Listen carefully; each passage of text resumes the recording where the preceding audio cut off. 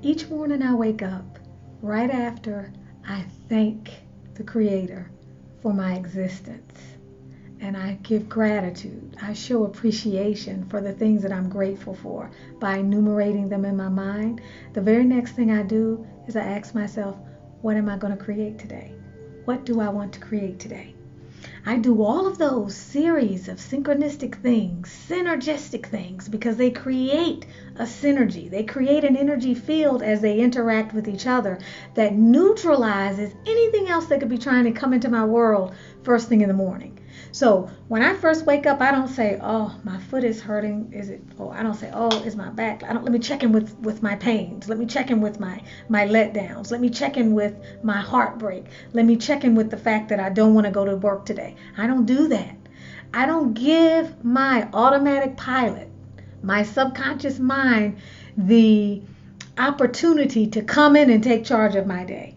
I take charge of my energy. I set the intention for how my day is going to be by the series of things that I do for myself and the series of things that I choose to pay conscious attention to. So when you're working with the power of intention, you want to integrate this into every single part of your life.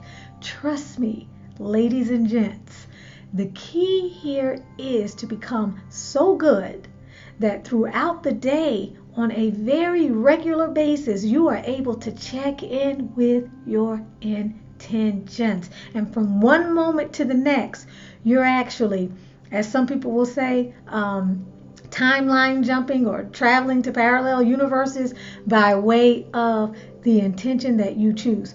When you recognize the power of intention, you have made a quantum leap. When you recognize the power of intention and you believe in the power of intention, then you live the power of intention. And life really gets good at this point because you really get to see the result of what you're creating in real time. And you can set all kinds of intentions. The key is to be on it throughout the day. Again, best time to do this, first thing in the morning. Because when you wake up in the morning, you have a few seconds or a few minutes, not even a few minutes, where the mind is quiet in that monkey mind, that ego, that thing that tries so hard to preserve your image and interferes with your spirit, your intuition, your heart, all of that. You have time in that small gap to make a decision that will begin to have a rippling effect throughout the remainder of your day. Don't lose this opportunity. Set another intention if you like before you go to bed at night.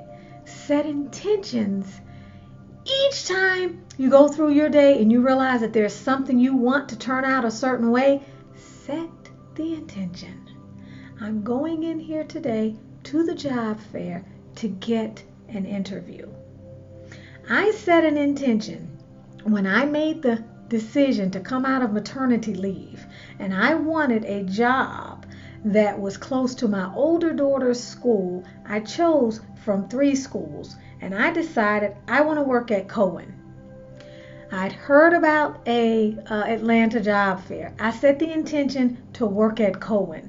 All right. I also set the intention to have it be a technology position.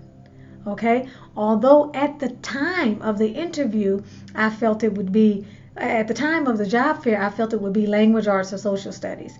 When throughout the interview, it became known to me that there may be a possibility that I could also do technology. I let her know in no uncertain terms, emphatically, that's the job I want. I want to do the technology. That's where I'm going to be a good fit. I made that decision in a split moment. I sent out an intention, and that intention, the key here again, that intention was unwavering. All right. When I arrived at the job fair, and this is serious, guys, I've done this in so many different ways in my life. When I arrived at the job fair, I found Cohen I looked around. I saw the lady, the principal, sitting there with Cohen, for Cohen, representing Cohen. She had the little name plate on the table, and I stood back at the door. I looked over there and I said, that's the school I'm going to be working at. I walked up to the table. I introduced myself. Mind you, the law of expectancy was at work. There was no doubt in my mind. I felt like I knew. I just had a knowing.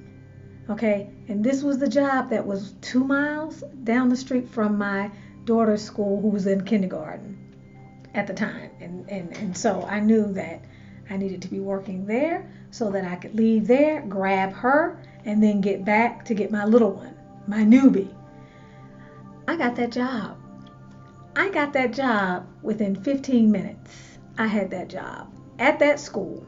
So I set the intention to find a job, set the intention to go back to work, happened to be perusing the internet, wasn't looking for a job, didn't know how it was going to happen, happened to see the job fair, decided, okay, let me go teach, looked at the schools, where do I want to work, MapQuest, I think at the time, not Google Maps, MapQuest, found out which schools were around my daughter, determined the ones I wanted to work at, went to the job fair, chose that table with that school, went in there and got that job. So the law of intention, as you go throughout your day and different things are going on, different things are happening, stop, stand in your present moment, space of awareness, and determine, what is my intention for this activity? What is my intention for this particular outcome?